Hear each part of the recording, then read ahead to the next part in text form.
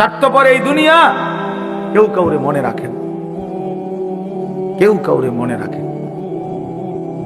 কেউ কাউরে মনে রাখেন। এই দুনিয়া আমার যেদিন মৃত্যু হবে সেদিনও পৃথিবীতে আলো উঠবে, সূর্য উঠবে। এই রং তামাশার এই দুনিয়ার ব্যস্ততার এই ফুর্তি চলতেই থাকবে, কিন্তু আমি কবরে চলে যাইতে হবে।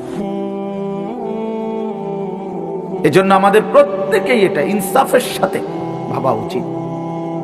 অনিবার্য এক বাস্তবতা, প্রিয় ভাই, চিরন্তন এক সত্য যে আমাকে মরতে হবে। পৃথিবীর কোনো যুক্তি, কোনো বিশ্লেষণ, কোনো শক্তি, কোনো ক্ষমতা, কোনো বাহাদুরি দিয়েই যেহেতু মৃত্যুকে আমি আড়াল করতে পারবো না, কবরকে আমি ঠেকাইতে পারবো না, অতএব যেই পরিস্থিতির মুখোমুখি আমাকে হতেই হবে, বুদ্ধিমান বিবেকবান উচিত সেজন্য নিজে প্রস্তুতি। যেহেতু কবরে যেতেই হবে আমাকে, কোনো যুক্তি নাই, বলে আমি বুঝি নাই, না বুঝলেও মরে যাবে, খেয়াল না করলেও মরে যাবে, হাসলেও মরণ, কাঁদলেও মরণ। সুখের অট্টালিকাতেও মৃত্যু হয়, জীর্ণ কুঠির কুড়ে ঘরেও মৃত্যু হয়।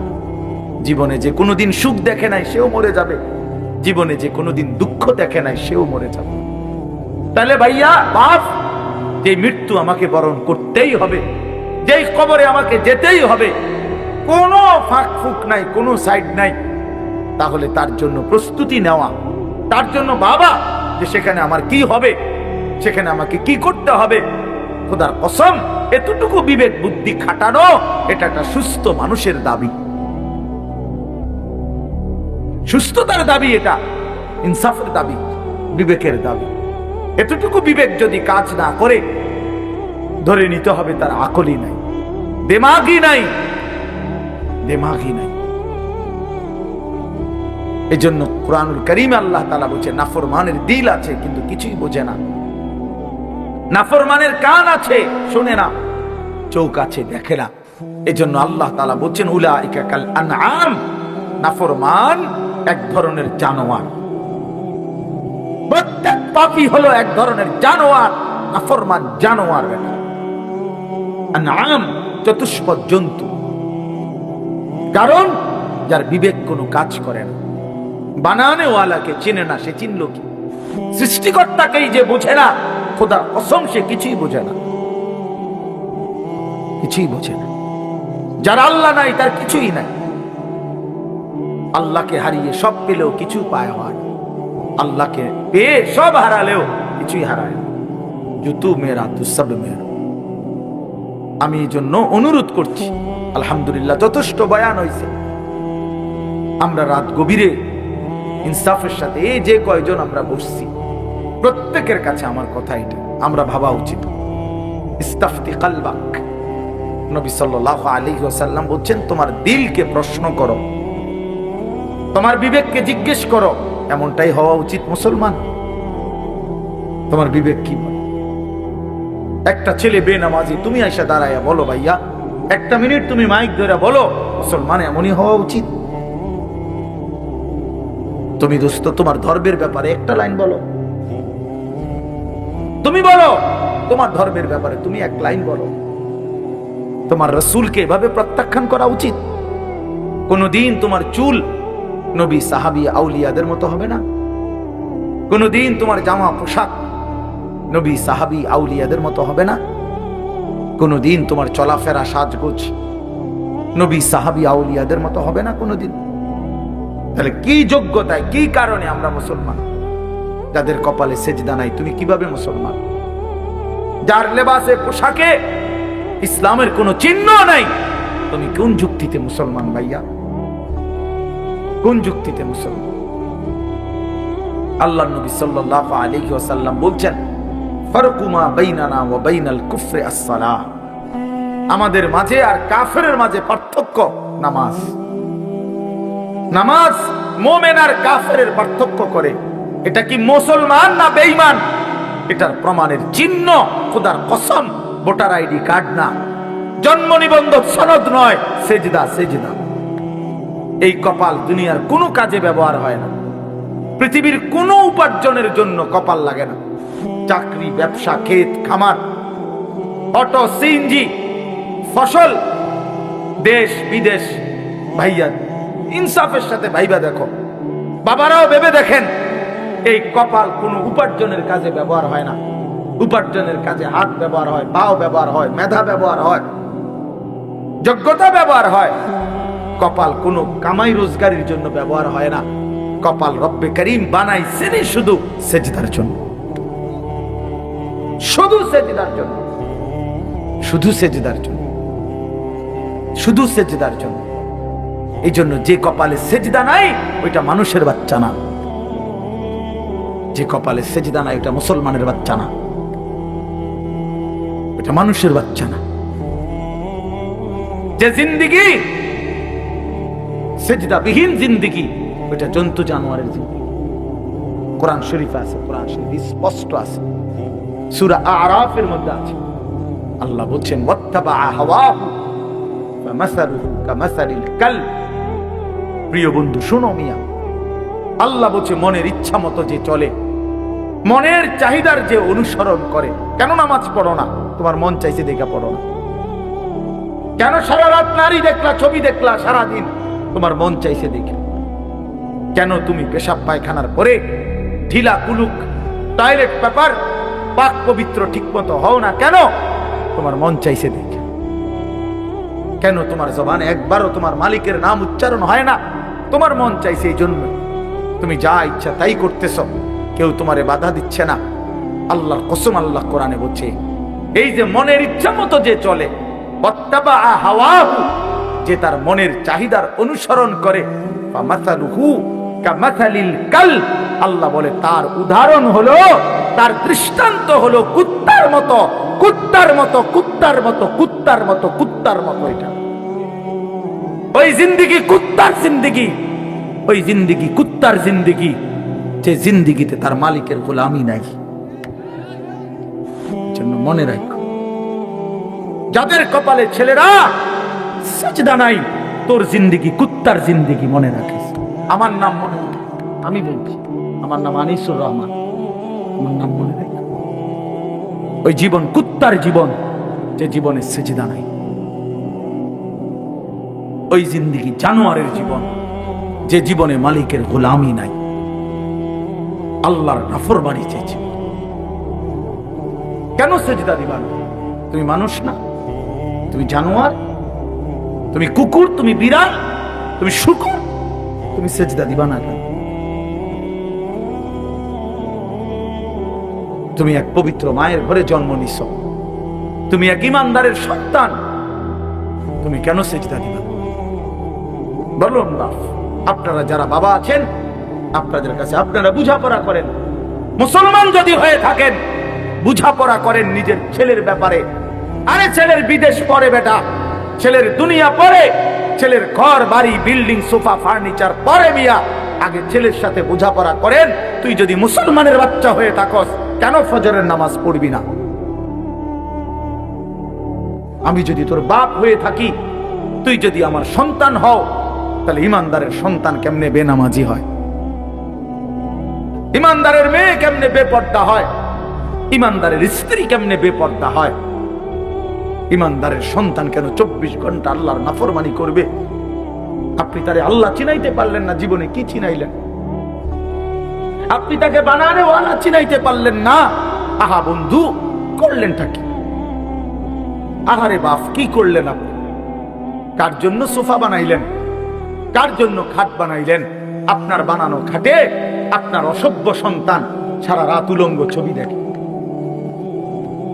আপনার বানানো সোফাতে বসে আপনার স্ত্রী ছেলে মেয়ে রঙিন সিনেমায় নর্তকীর নাচ দেখে, টেলিভিশনে বসে বসে। সফলতা এটা? এটা সফলতা? এটা কামিয়াবি আপনার? এটা কামিয়াবি? তো কি বুঝাইতে চাইলেন? এতটুকু বিবেক নাই বাবার? এতটুকু বিবেক হবে না?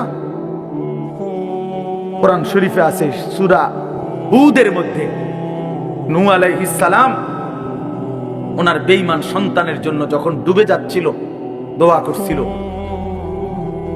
ইন্নাহু লাইসা মিন আহলিক, সাবধান, এটা তোমার সন্তান না। সরাসরি কোরআন শরীফ। এটা তোমার সন্তান নয়, ইন্নাহু আমালুন গায়রু সালিহ, এটা বেআমল, গায়রু সালিহ। আমলে সালেহ কে কি বলে? নেক আমল বলে। তাহলে আমলে গায়রে সালেহ এটাতে কি বলে? বদ আমল। এটা আপনারা বুঝছেন না কথা? এটা সহজ কথা। আল্লাহ বলছে ও বদ আমল, ও নাফরমান, অতএব ও আপনার সন্তান না। এজন্য আমি পরিষ্কার ছেলেদেরকে বলি, বাবা তোরা যারা বেনামাজি, তুই মুসলমানের সন্তান না। মনে রাখিস বেটা, তুই লাওয়ারিস, তুই বেওয়ারিস। তোর কোনো মা নাই, তোর কোনো বাবা নাই, তোর কোনো পিতৃ পরিচয় নাই। মোবাইলের ওই নর্তকী তোর পরিচয়, মোবাইলের ওই উলঙ্গ নারী তোর পরিচয় হইতে পারে না। তুই কোনো মুসলমানের বাচ্চা না। ইমানদারের সন্তান নাফরমান হয় না। মনে রাখো। দেখো নারী, দেখো আরো দেখো, 16 বছর বয়সেই এত নারী দেখে ফেললা, 18 বছর বয়সেই এত উলঙ্গ ছবি দেখে ফেললা, বাকি জিন্দেগি কি করবা? বাকি জীবনটা কি করবা? সব তো দেখে এলাইলা, সব তো দেখেই ফেললা, পৃথিবী তো বোগে করে ফেললা। এবার লাথি দিয়া ফেরেশতা জাহান্নামে ফেলানো ছাড়া আর বাকি কি? সব তো দেখে এলাইলা।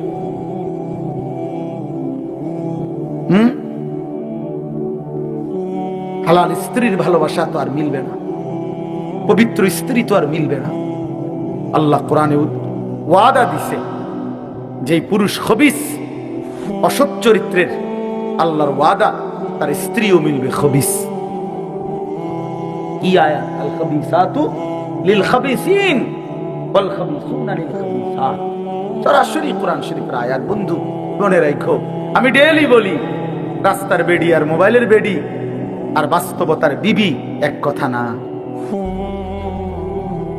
রাস্তার নারী 2 নম্বর হইলে তোমার সমস্যা নাই, মোবাইলের নর্তকী 3 নম্বর হইলেও তোমার সমস্যা নাই। তোমার বউ যদি 2 নম্বর হয়, চরিত্রহীন হয়, তুমি বুঝবা দুনিয়া কারে বলে। তোমার হায়াতই তখন হয়ে যাবে জাহান্নামের টুকরা। এজন্য প্রিয় সন্তান মনে রাখো, এত অল্প বয়সে এত নষ্ট হইও না, এত কম বয়সে এত চরিত্রহীন হইও না, এত চালাক ভাইব না নিজেরে, এত চালাক ভাইব না, এত বুদ্ধিমান মনে করো না। তোমরা অনেক চালাক মনে করতেছো নিজেরে। কেন? বাপে কিছু কয় না, মায়ে কিছু বলে না। আহা, আমি আজকেও বলছি সাদ ভাই, আমার জীবনের সবচেয়ে আশ্চর্য লাগে, আহারে একটা ছেলের 18 বছর বয়স, এক ওয়াক্ত নামাজ পড়ে না, সারাদিন মোবাইল, চুলের বাহার, সারাদিন বন্ধুদের আড্ডায় শেষ। একটা মা, আপন মা, বাপ, আত্মীয় স্বজন, পাড়া পড়শি, কেউ তারে কদ্দুর ডাকে না। কিরে বাবা, একটা ছেলে ভাইবো ভাইয়া, তোমারে শুধু বলি, তুমি একটাবার ইনসাফের সাথে ভেবে দেখো, তুমি প্রতিনিয়ত গুনাহ আর অশ্লীলতার মধ্যে ডুবে যাচ্ছ, কিন্তু কেউ তোমারে কদ্দুর ডাকেও না।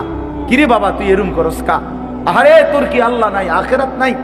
তোর কি বাবা কবর নাই? কেউ তারে কদ্দুর মনে করায় না। এমন অভিশপ্ত হলো কেন? ইনসাফ কি? মানে ওরে কেউ ডাকে না কা? আপন মাও আপন সন্তানকে ডাকে না, বাবাও ডাকতেছে না, কেউ তারে ফিরাচ্ছে না। তোমারে সবাই ছেড়ে দিছে কেন বাবা? এর মূল কারণ মনে রাখেন, ছেলেরা বাপ মনে রাখো, যার উপরে আল্লাহর লানত পড়ে, খুদার লানত, তারে গোটা সৃষ্টি ঘৃণা করে। তোমারে আর কেউ পছন্দ করে না, এজন্য কেউ তোমারে আর ডাকে না। যদি আমার ছোট ভাই হয়, আমি যদি তার অন্যায়ের কারণে ডাইকা আইনা থাপ্পড় দেই, মারি, শাসন করি, এটা তার জন্য কল্যাণ, কারণ আমি তারে ফিরাই আনলাম। আরেক হইলো আমি তার সাথে এতটা রাগ করলাম, যা যেটা মনে কর তুই এটা কর, পিছা দিয়া ফির তোর কপালে তুই যা, আমি তোরে কোনোদিন ডাকবো না, বলবো না, ছুঁইবো না, যা মন চাই তুই যা কর। তো বাহ্যিক দৃষ্টিতে তো মনে হবে তারে মারি নাই, থাপ্পড় দেই নাই, কিন্তু তার তো অনন্তকালটা শেষ, তার ভবিষ্যৎটা তো শেষ, তার লাইফটা তো শেষ। তার চাইতে ভালো ছিল তারে মারা, কিল, কনি, ঘুষি দিয়া হইল ফিরাইয়া আনা, এটা উত্তম ছিল না? এজন্য তোমারে ফিরাবে না কেন? তোমরা যারা সারা দিন রাত এক ওয়াক্ত নামাজ পড়ো না, কোনোভাবেই আল্লাহ আখিরাত পরকালের কিছুই বুঝো না, এমন অভিশপ্ত মাত্র 18 বছর বয়সে খোদার গজব পড়লো তোমার উপরে, আল্লাহর লানত পড়লো কেন? 18 বছর বয়সে এত বড় নাফরমান হয়ে গেল কেন? 20 বছর বয়স না হইতেই বাবা তুমি এত বড় আল্লাহর অভিশপ্ত বান্দা হইয়া গেল কেন যে কেউ তোমার আর পছন্দ করে না, কেউ ডাকে না? আমি একটু আগেও বলছি বয়ানে, আমার মার বয়স 75 বছর, আমার আম্মার বয়স, আমার বয়স 44 বছর। আমি আজকে 21 বছর ওয়াজ মাহফিলের এই জিন্দিগি আমার, আলহামদুলিল্লাহ। আমার 4টা সন্তান আছে বাবা, আমার 4টা ছেলে মেয়ে আছে। আমার এই 44 বছর বয়সেও আমার আম্মা 75 বয়স্ক মহিলা, এখনো আমার মা আমারে কথা হইলেই বলে, হুত নমাজের শুনি, খোদার কসম মা আমারে এখনো জিগায়, ফুত নামাজ পড়ছুনি, নামাজ পড়ছু। আমার সন্তানদেরকে দেখলো জিগায়, নাতি নামাজ পড়ছুনি। আমার মা আমারে আজও বলে, ফুত কত হানে ওয়াজে যাও, মানুষের লোকে চাইও টাকা পয়সা লইয়া, কি করো না, কষ্ট দিও না, ঝামেলা করো না। কতবার যে কইছে মা আমার এই কথাইটা, শতবার কইছে মা আমারে আমার এই জীবনে। কিরে ভাইয়া, 75 বছর বয়স্ক মা তো আমার 44 বছর বয়সী সন্তানকে আজও ডাকে যে ফুত নামাজ পড়ছুনি, তোমার বয়স মাত্র 18 বছর, তোমারে কেন কেউ ডাকে না? তোমার জীবনে এত বড় অভিশপ্ত হলো কেন? নুয়াল্লিহি মা তাওয়াল্লা ওয়া নুসলিহি জাহান্নাম ওয়া সাআত মাসীরা। আল্লাহ বলে, আমার যে বান্দা আমার রাসূলের বিরুদ্ধাচরণ করবে এবং আমার ঈমানদার মুমিনদের পথ থেকে উল্টো পথে চলবে, আল্লাহর কসম আল্লাহ বলে, নুয়াল্লিহি মা তাওয়াল্লা, আমি তাকে সেই উল্টো পথেই চালাবো, ওয়া নুসলিহি জাহান্নাম, একদিন তাকে জাহান্নামেই ফেলে দেব, একদিন তাকে জাহান্নামেই ফেলে দেব। ওয়ালা তাকুনু কাল্লাযীনা নাসুল্লাহ ফাআনসাহুম আনফুসাহুম। রব্বুল আলামিন বলেন, ঈমানদার আমি আল্লাহকে এতটা ভুলে যেও না, বেশি দিন ভুলে গেলে আমি একদিন তোমাকে নিজের পরিচয় ভুলিয়ে দেব, আত্মপরিচয় ভুলে যাবা বান্দা, আর কোনোদিন মনে পড়বে না তুমি মুসলমান, আর কোনোদিন মনে পড়বে না তোমার কবর আছে, হাসর আছে, আখিরাত আছে, আর কোনোদিন পরকাল ভুলে দেব। ব্যস্ততম এই দুনিয়ায় কারাকারি কামরা কামরি করতে করতে, দুনিয়া কারাকারি করতে করতে, দুনিয়ার নেশায় পড়ে থাকতে থাকতে একদিন কবরে পৌঁছায় দেব, আখিরাত ভুলায় দেব। আল্লাহাকুমুত তাকাসুর হাত্তা যুরতুমুল মাকাবির। আল্লাহ বলে, বান্দা দুনিয়া বাড়ানোর নেশায় আখিরাত ভুলে গেলা, কিন্তু মনে রেখো এরই মাঝে একদিন কবরস্থানে পৌঁছে যাবা, ঠিকই একদিন কবরস্থানে চলে আসবা। কাল্লা সাউফা তা'লামুন, সেদিন কবরে আসলেই আমি আল্লাহ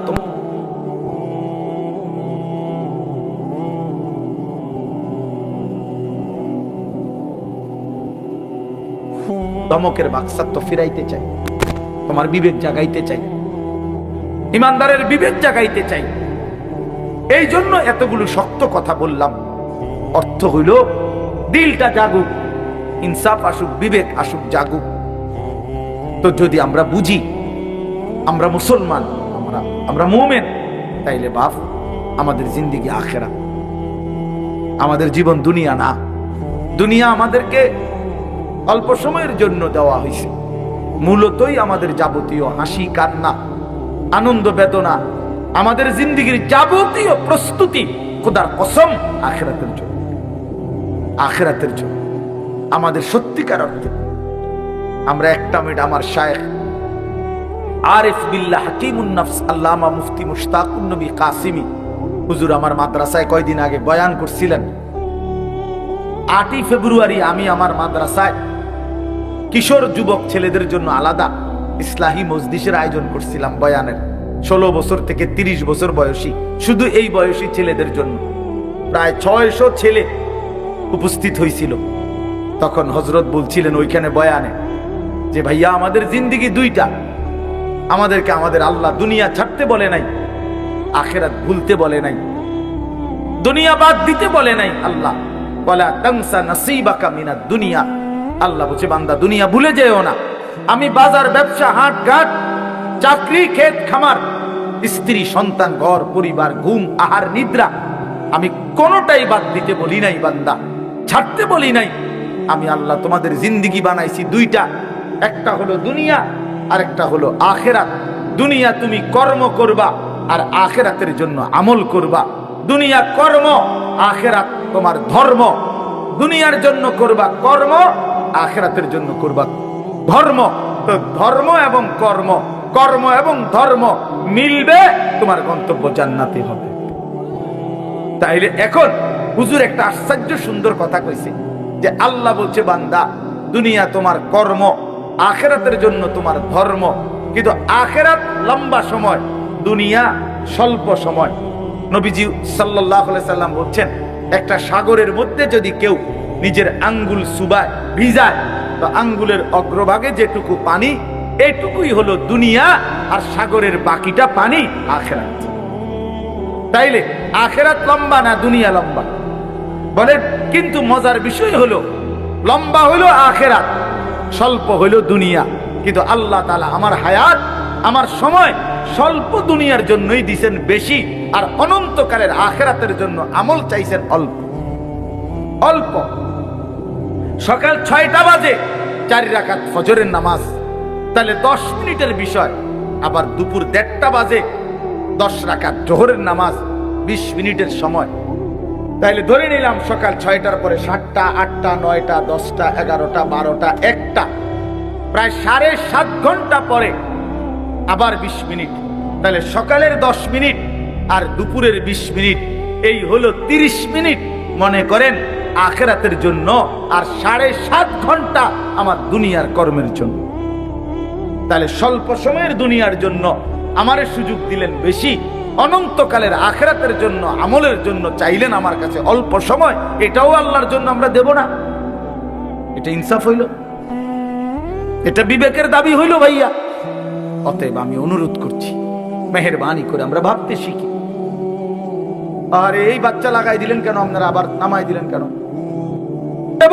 যে নগদ ইমানের মজা সে পাইতে থাকবে। খোদার কসম এটা হাদিস, মান তারাকাহা মাখাফাতি আবদালতুহু ঈমানান ইয়াজিদু হালাওয়াতাহু ফি কলবি। তাহলে গুনাহ ছেড়ে দিলে, আল্লাহকে মেনে নিলে, আল্লাহর ইবাদত করিলে খুব কঠিন কিছু না, খুব কঠিন কিছু না। এই জন্য প্রিয় ভাই আমার, বাপ আমার, এই শেষ বেলায় আমি এই অনুরোধটাই করতে চাই। এই জন্য দেখেন না আমাদের যেই ছেলেদের কোরআন সুন্নাহর আলোকে নবী সাহাবীদের চুল থেকে যারা বঞ্চিত, তাদের আর চুলের নির্ধারিত কোনো স্টাইল নাই, যখন যেটা দেখে, যেটা ভালো লাগে।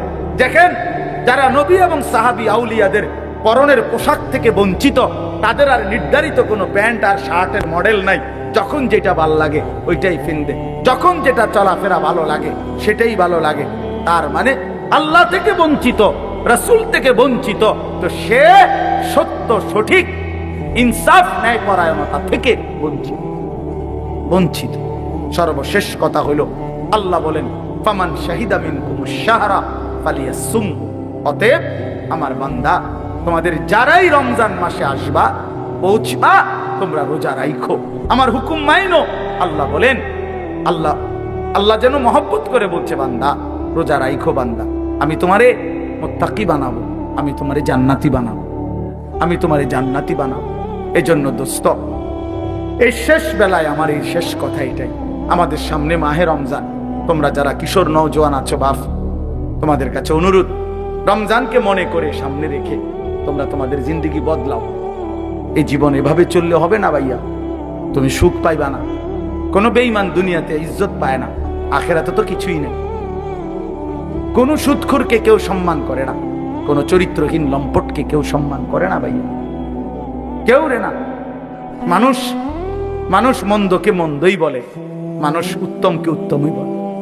কোন লম্পট চরিত্রহীন, কোন মদখোর গাঁজাখোরকে কেউ জুনায়েদ বাগদাদি বলে না, কেউ বাইজিদ বুস্তামি বলে না, বাটফারকে বাটফারই বলে,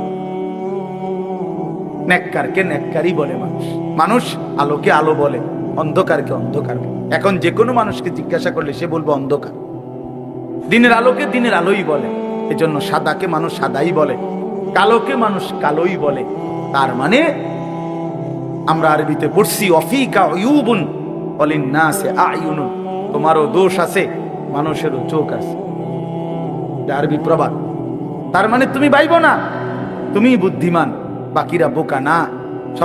সবাই ভাতে খায়, তুমি কেবল ভাত খাও, বাকিরা সবাই সিরা খায়। বিষয়টা এমন, সবাই ভাতই খায়, কাজে বুঝবে না কেন? বুঝবে না কেন? আল্লাহ নবী সাল্লাল্লাহু আলাইহি সাল্লাম বলছেন, অন্ধকারে একাকিত্বে যে গুনাহ করে, খোদার কসম, আল্লাহ নবী বলছে দিনের আলোতে আল্লাহ তাআলা তার চেহারার মধ্যে সেই অপরাধের চিহ্ন ভাসিয়ে দেয়।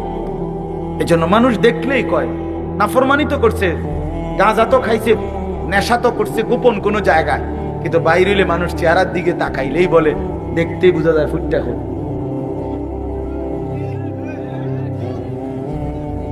ফুটটা খোর, বাবা খোর, ডাইল খোর।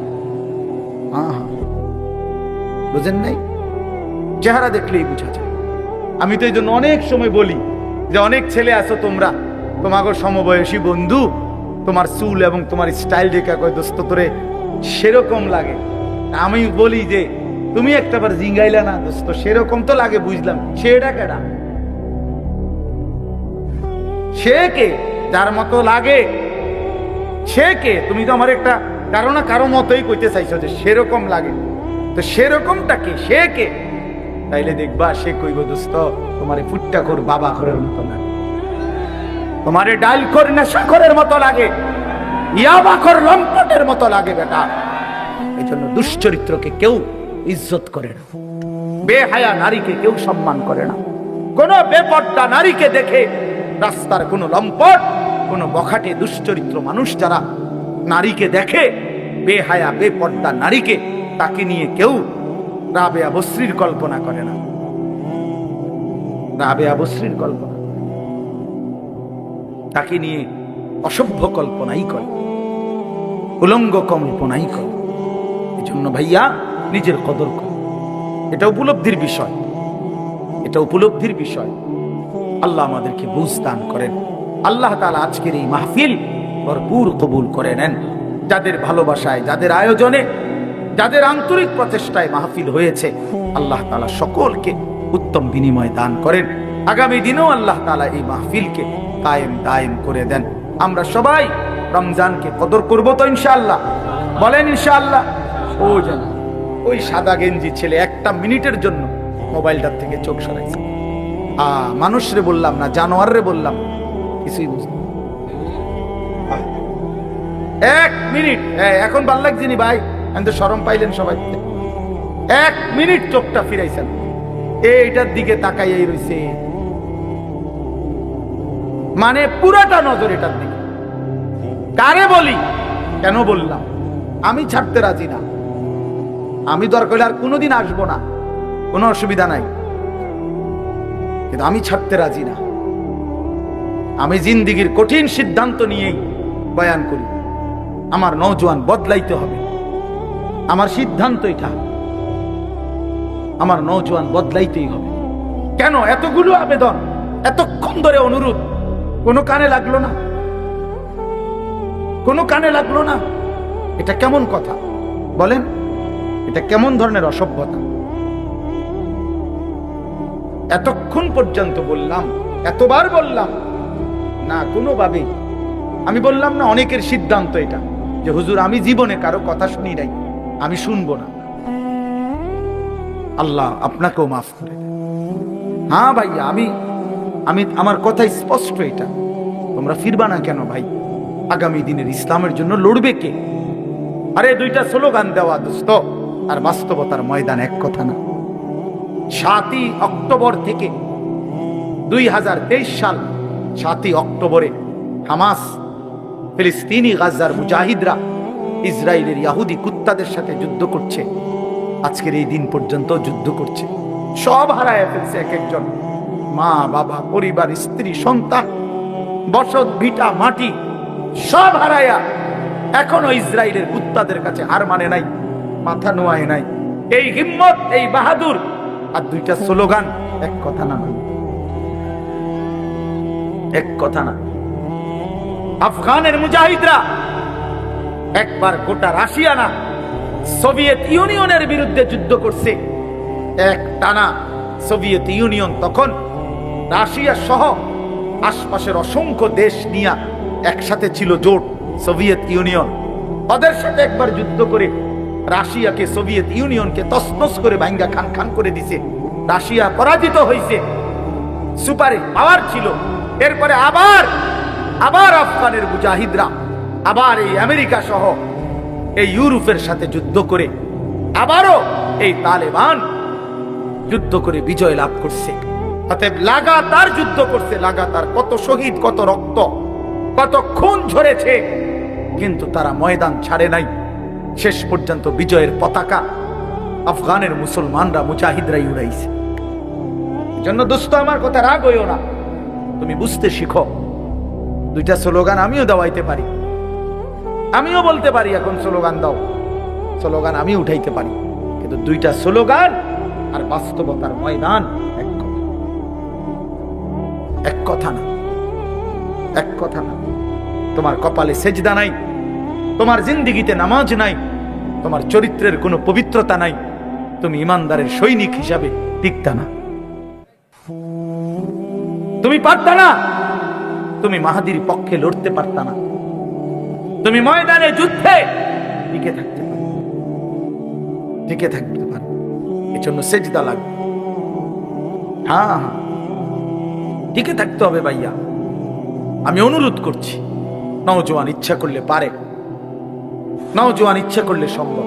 কারণ আল্লাহ তাআলা কোরআনে আছে, শক্তি আল্লাহ কেবল দিছেনি যুবকের। কসম, কোরআন শরীফ আল্লাহ বলছে শিশুকাল দুর্বল, বৃদ্ধকাল দুর্বল, তো শক্তি কোথায়? আল্লাহ বলছে যৌবন। তাহলে শক্তি দিছেনি আল্লাহ কারে? নওজোয়ান। নওজোয়ান রে, নওজোয়ান যখন বুক সোজা করে দাঁড়াইছে যে গুলি আরো হোক, আমরা দাঁড়ানোর থেকে সরব না, শেষ পর্যন্ত জালেম কাটতি লইয়া পলায়া গেছে, কাটতি লইয়া পলায়া গেছে। কিশোর নওজোয়ান যখন দাঁড়াইছে বুক সোজা করে, তখন বেঈমান জালেম পলাইছে। দেখছেন না? সাংঘাতিক ব্যাপার, সাংঘাতিক। যুবক পারে, আল্লাহ তাআলা শক্তি দিয়েছেন যৌবনে, শক্তি দিয়েছেন। এই মহল্লার যুবক ছেলে যদি চায়, প্রত্যেকের হাতে হাতে মদের বোতলও পৌঁছাইতে পারবে। আবার এরা যদি চায়, প্রত্যেকের হাতে নামাজের মুসল্লাও তুলে দিতে পারে। আমি একটা ছোট্ট উদাহরণ বলি, আমার এরশাদ ভাই মনে করাই দিয়েছে আমারে। আমি প্রতি বছর একটা জায়গায় যাই, চট্টগ্রাম সন্দ্বীপ একটা জায়গা আছে, বঙ্গোপসাগর পার হয়ে স্পিড বোট দিয়ে যাইতে হয়। আমরা প্রতি বছর ওইখানে মাহফিলে যাই। 2023 সালে অক্টোবর মাসে ওইখানে 4টা ছেলে, 4-5 ছেলে, যুবক কলেজের ছেলে, তারা ফজরের নামাজ পড়ে নিয়মিত। তারা একদিন ফজরের নামাজের পরে সবসময় তারা সাগরের পাড়ে হাঁটে, তাদের দ্বীপের পাশ, তাদের বাড়ির পাশেই তো সাগর। তো একদিন তারা 4-5 জনে বলতেছে নিজেরা নিজেরা যে দোস্ত, আমরা না হাইটা চলো ফজরের নামাজের সময় আমাদের বন্ধুদেরকে জাগাই, আরো কিছু বন্ধুদেরকে ফজরের নামাজ অভ্যস্ত করি। এই 4-5 জন ছেলে সিদ্ধান্ত নিছে যে কোন কোন এলাকায় যাবে, কেমনে কি করবে, একটা নকশা তৈরি করছে নিজেরা, এটা লিখবে কোথায়। তারা নিজেরা আমার বলতেছে, হুজুর কাগজ পাচ্ছিলাম না তখন সকালবেলা ফজরের পর, তারপরে সাগরের পারে একটা সিগারেটের প্যাকেট নিয়া, সিগারেটের প্যাকেট উল্টাইয়া, ওই জায়গাটা তো সাদা, বুঝেন নাই, ওইখানে আমরা আমাদের পরিকল্পনাটা লিখছি। লিখা এরপরে আমরা পরের দিন থেকে কাজ করছি। গত বছর নভেম্বরে 24 সালের 19 তারিখ আমি সেই সন্দ্বীপে মাহফিলের যাওয়ার পরে তারা আমার আগেই বলছে যে হুজুর আপনার মাহফিল রাত্রে যেখানে, মানে এই যেমন এখন মাহফিল করলাম, তো এই প্যান্ডেলেই ফজরের পরে আমগো মাহফিল, হেদের মাহফিল আলাদা, এটা ফজরের বাদে মাহফিলেই ফজরের বাদে। বলছে ওয়াইজ আমনে একজনই। ঠিক আছে, ওখানে থাকতে হয়, রাত্রে আসার সিস্টেম নাই, গাড়িতে স্পিড বোট দিয়ে আইতে হয়। ফজরের পরে আমি দেখলাম ছেলেরা আসতেছে, সব কিশোর নওজোয়ান। এরপরে এই আধা ঘন্টার ভিতরে পুরাটা প্যান্ডেল 2টার সমান হইব, আমার মনে 3টার সমান হইব প্যান্ডেল, পুরা প্যান্ডেল পুরা। আমি ওই ছেলে ঘরে বললাম, কয়জন আপনাদের সদস্য? ওরা বলতেছে, হুজুর এই 1 বছরের মেহনতে 4,500 ছেলে আমাদের লিস্টেড এখন ফজরের নামাজ জামাতে পড়ে। কসম করে। যুবক চাইলে পারে, যুবক চাইলে গড়তে পারে, যুবক চাইলে নষ্ট করে দিতে পারে। নবীজির একজন 16 বছরের সাহাবী হযরত আবু বকর সিদ্দিকের আমলে যায়েদ ইবনে সাবিত, ওনাকে তিনি বলছিলেন কোরআন সংকলন করতে, কোরআন একত্র করতে। তো তিনি জিজ্ঞেস করছিলেন, পারবানি এটা? তিনি বলছেন, আমি চাইলে, আপনি বললে আমি পাহাড় কাইটা আরেক জায়গায় স্তূপ দিতে পারবো। পারতাম না কেন? নওজোয়ান পারবে না তো পারবে কে? এই জন্য প্রিয় নওজোয়ান, তোমাদেরকে বলি ভাইয়া, যারা এই মাহফিল সাজাইছো ভাই, তোমাদের কাছেও যুবক ভাই অনুরোধ, ফিকির করা দরকার। গতানুগতিক শুধু একটা মাহফিল না, এখানেই যেন শেষ হয়ে না যায়। তুমি আবার ভাবো, তোমরা নওজোয়ানরা, এই সমাজের মানুষ, আমাদের ছেলেদেরকে, কিশোরদেরকে নামাজি বানানোর জন্য আর কি করা যায়? আরো পদক্ষেপ নেব। কিভাবে ফজরের নামাজ একে অপরকে ডাকা যায়, চেষ্টা করলে বুদ্ধি বের হবে, একসাথে বসলে বুদ্ধি বের হবে। আরো কিভাবে মানুষের সমাজের কল্যাণ 2 ভাবে হয়। এক হলো মানুষকে অন্ন, বস্ত্র, বাসস্থান, চিকিৎসা, শিক্ষা, সামগ্রী, বিভিন্ন এই পণ্য, এগুলো দেওয়ার মাধ্যমেও মানব সেবা। আরেকটা হলো মানুষের জিন্দেগি পরিবর্তন করে দেওয়া, এটাও শ্রেষ্ঠতম মানব সেবা। এক ছেলে আল্লাহর রাস্তা পেয়ে গেছে, এক ছেলে নামাজের মজা পাইয়া গেছে, এটাও অনেক বড় কল্যাণ। আল্লাহ আমাদের সন্তানদেরকে, আমাদের যুবকদেরকে কবুল করে নেন, আমিন।